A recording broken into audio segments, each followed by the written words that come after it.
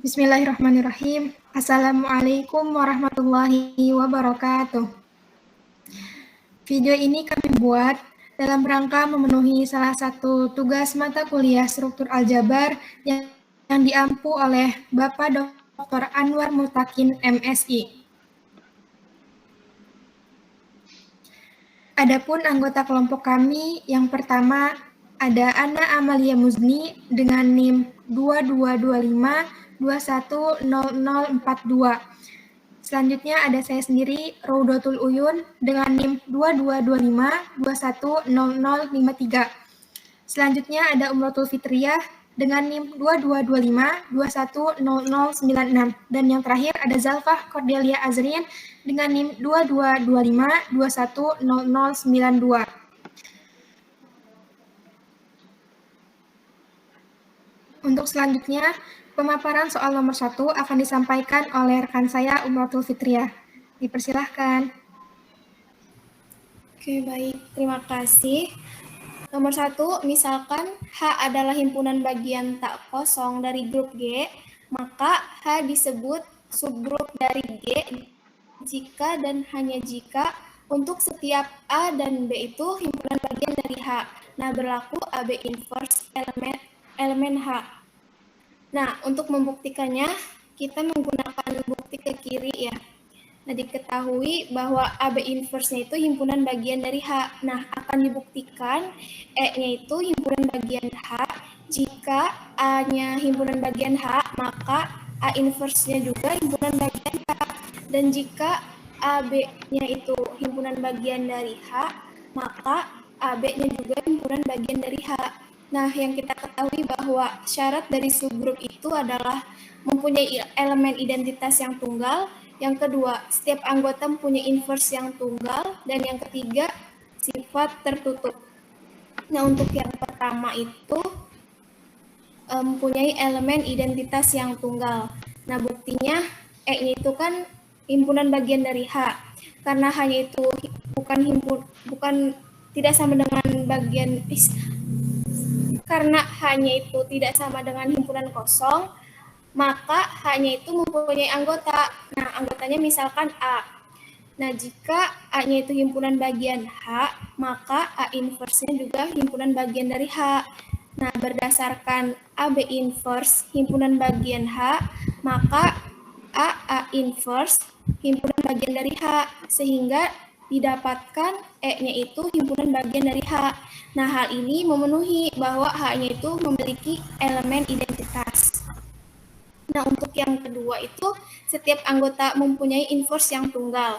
Nah, ambil A itu himpunan bagian dari H. Nah, berdasarkan AB inverse himpunan bagian dari H, maka EB inverse himpunan bagian dari H. Nah, perhatikan bahwa A inverse itu sama dengan A inverse. Jadi, A-nya itu himpunan bagian dari H, mempunyai inverse, yaitu A inverse himpunan bagian H. Nah, sekarang E-nya itu himpunan bagian H, dan setiap A-nya itu himpunan bagian H. Nah, mempunyai inverse di H.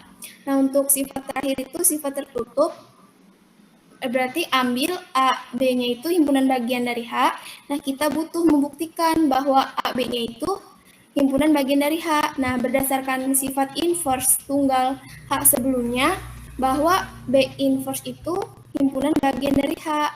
Nah, kemudian berdasarkan yang diketahui bahwa AB-nya itu himpunan bagian dari H. Nah, perhatikan bahwa AB itu sama dengan A dikali B inverse, terus diinverskan. Nah, akibatnya AB itu sama dengan A dikali B inverse, diinverskan, himpunan bagian dari H. Nah, hal ini memenuhi bahwa H-nya bersifat tertutup. Jadi, terbukti ya bahwa H-nya itu subgrup dari G karena memenuhi ketiga sifat subgrup. Nah, untuk soal yang kedua, di sini jika G adalah grup abelian dan N adalah bilangan asli yang ditetapkan, maka H sama dengan A himpunan bagian dari G, di mana A pangkat N-nya itu sama dengan E adalah subgrup. Nah, untuk buktinya berarti ambil A dan B itu anggota H. Nah, akan dibuktikan bahwa AB inverse-nya juga himpunan bagian dari H. Nah, perhatikan bahwa AB inverse dipangkatkan N itu menghasilkan A pangkat N dikali B inverse pangkat N, karena G-nya itu merupakan grup abelian. Nah, lalu A pangkat N-nya ini dikalikan B inverse pangkat N menghasilkan A pangkat N dikali B pangkat negatif N pangkat 1 sama dengan E dipangkatkan 1 atau E inverse. Karena A pangkat N dikali B pangkat N diinverskan itu sama dengan E, maka akibatnya A pangkat N dikali B pangkat N diinverskan himpunan bagian dari H. Jadi karena AB-nya itu himpunan bagian dari G, maka AB inverse-nya juga himpunan bagian dari H. Jadi terbukti.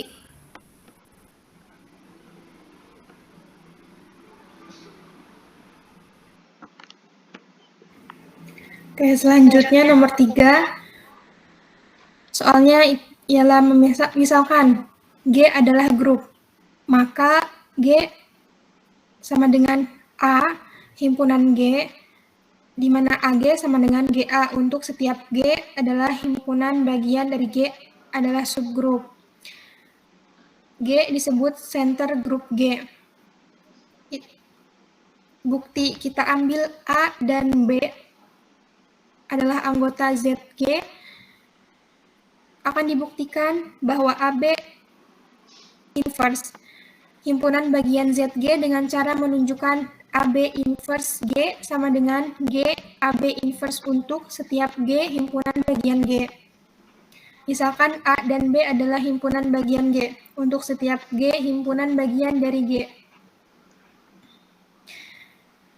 Kita mulai dari AB inverse G dikalikan G AB inverse diinverskan. Berdasarkan sifat inverse akan menjadi AB inverse G dikalikan BA inverse G inverse. Berdasarkan asosiatif maka menjadi AB inverse dalam kurung GB dikalikan dengan A inverse G inverse. Akibat dari B himpunan bagian ZG, maka menjadi AB inverse BG dikalikan dengan A inverse G inverse. Selanjutnya berdasarkan sifat asosiatif menjadi A dalam kurung B inverse B dikali G A inverse G inverse. Nah, karena B inverse B itu adalah identitas, maka menjadi GA dikalikan maksudnya AG dikalikan A inverse G inverse. Akibat karena A itu adalah himpunan bagian dari ZG, maka menjadi GA A inverse G inverse. Nah, berdasarkan sifat asosiatif kita dapat G dalam kurung A inverse dikalikan G inverse. Karena A inverse itu adalah identitas, maka kita dapatkan G inverse akan sama dengan E. Nah, berdasarkan sifat inverse, sifat asosiatif, dan identitas, maka AB inverse G sama dengan G AB inverse 1 terbukti. Berdasarkan sifat asosiatif AB inverse G sama dengan A dikalikan B inverse G, selanjutnya digunakan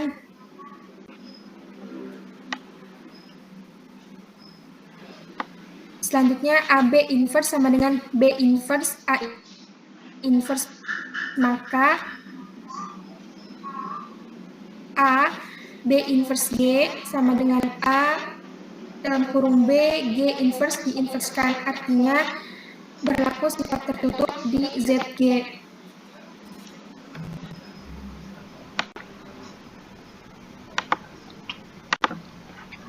Ya, selanjutnya yang keempat yaitu misalkan G adalah grup dan A himpunan dari G, maka centralizer A yaitu A sama dengan dimana X-nya merupakan himpunan bagian dari G, yang mana XA sama dengan AX adalah subgrup.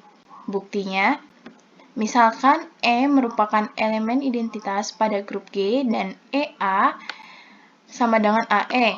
Untuk setiap A merupakan himpunan bagian dari G, maka E merupakan himpunan bagian dari CA yang menyebabkan CA tidak sama dengan himpunan kosong.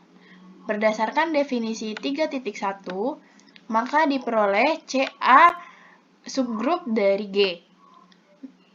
Misalkan ambil XY merupakan himpunan bagian dari CA, maka XA sama dengan AX dan YA sama dengan AY.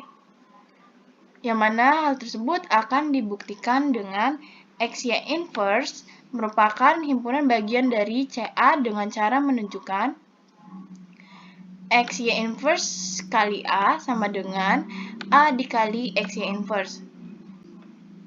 Nah, berikut penjelasannya yaitu XY inverse dikali A sama dengan XY inverse dikali AE. Di mana akan menghasilkan XY inverse dikali A dikali Y inverse. Lalu XY inverse dikali AY dikali Y inverse akan menghasilkan XY inverse dikali YA dikali Y inverse. Selanjutnya, X dikali Y inverse dikali Y dikali AY inverse. Nah, akan menghasilkan X dikali E dikali AY inverse. Lalu, XA dikali Y inverse. AX dikali Y inverse itu akan menghasilkan A dikali XY inverse. Nah, dengan demikian diperoleh bahwa XY inverse merupakan himpunan bagian dari CA.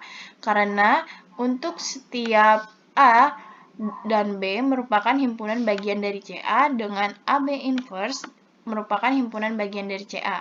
Yang mana akan menghasilkan CA subgrup dari G itu terbukti.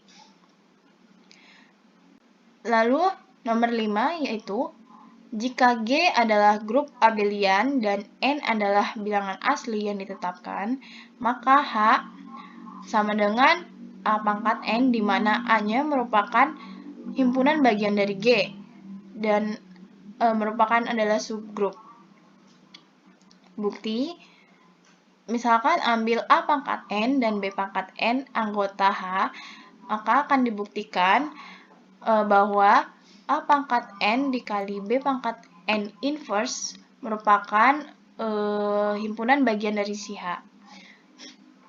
A pangkat N dikali B pangkat N diinverskan itu sama dengan A pangkat N dikali B inverse dikali pangkat N akan menghasilkan AB inverse dipangkatkan N.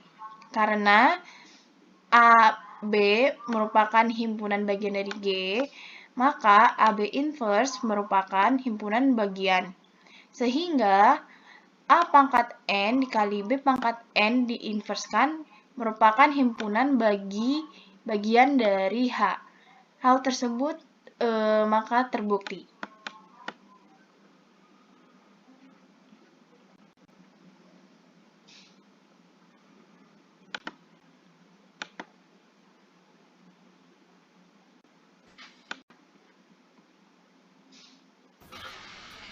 Ya, selanjutnya di sini saya akan menjelaskan terkait tugas 2, di mana soalnya adalah mencari semua subgrup dari grup D4.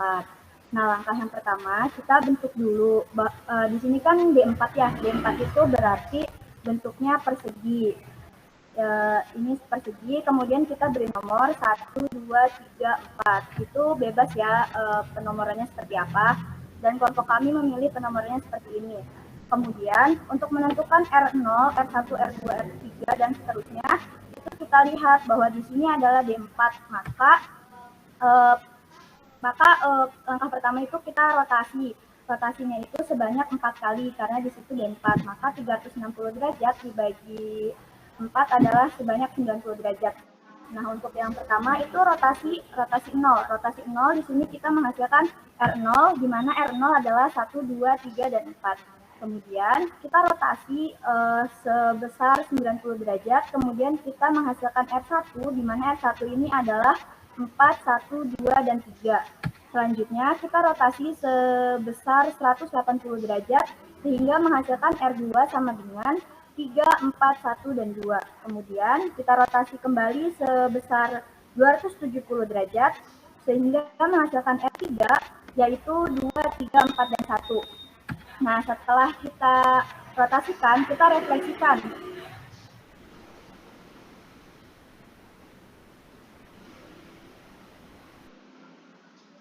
Kita refleksikan juga sebanyak 4 garis. Untuk garis yang pertama kita notasikan sebagai M1 sehingga menghasilkan 2, 1, 4, dan 3. Kemudian garis kedua kita notasikan sebagai M2 sehingga menghasilkan 4, 3, 2, dan 1. Kemudian kita refleksikan pada garis ketiga sehingga menghasilkan M3. Hasilnya adalah 1, 4, 3, dan 2. Dan yang keempat atau garis keempat kita refleksikan menghasilkan 3, 2, 1, dan 4. Sehingga himpunan dari D4 ini adalah R1, R0, R1, R2, R3, M1, M2, M3, dan M4, dan banyaknya adalah 8. Nah, selanjutnya kita di sini bisa membuat tabel dari himpunan-himpunan dari D4 tadi. Tabelnya bisa dilihat pada gambar. Ya, selanjutnya. Gambar selanjutnya kita akan menentukan subgrup dari D4 itu sendiri. Nah, di sini kita menggunakan cara siklis. Untuk yang pertama ini untuk R0 ya. R0 ini kita pangkatkan 1 sehingga menghasilkan R0. Nah, maka himpunan bagian dari R0 adalah sebanyak 1 elemen atau bisa kita notasikan sebagai H1 dengan anggotanya yaitu R0. Kemudian untuk R1 sama seperti R0 tadi ya, kita pangkatkan terlebih dahulu R1 sehingga kita bisa menemukan hasil akhirnya R0.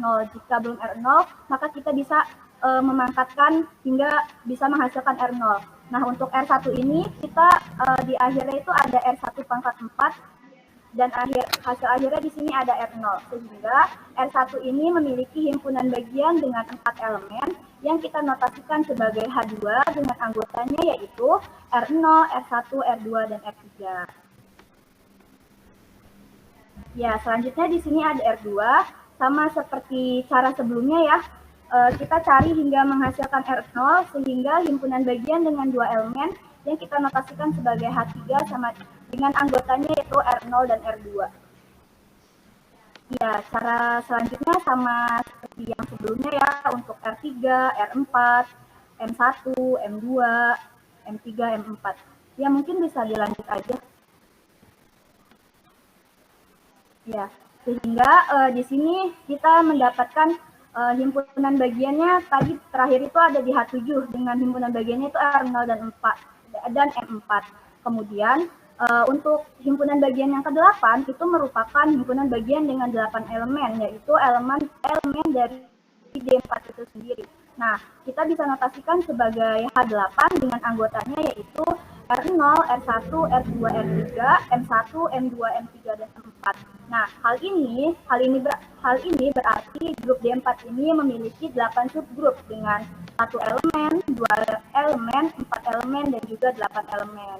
Sehingga dapat kita artikan dari subgrup D4 ini adalah H1 dengan anggotanya yaitu R0, H2 dengan anggotanya yaitu R0, R1, R2, dan R3, H3 anggotanya adalah R0 dan R2, H4 anggotanya adalah R0 dengan M1, H5 itu anggotanya R0 dengan M2, H6 R0 dengan M3, H7 R0 dengan M4, dan H8 merupakan himpunannya adalah R0, R1, R2, R3, M1, M2, M3, dan M4. Mungkin penjelasan saya kembalikan ke moderator.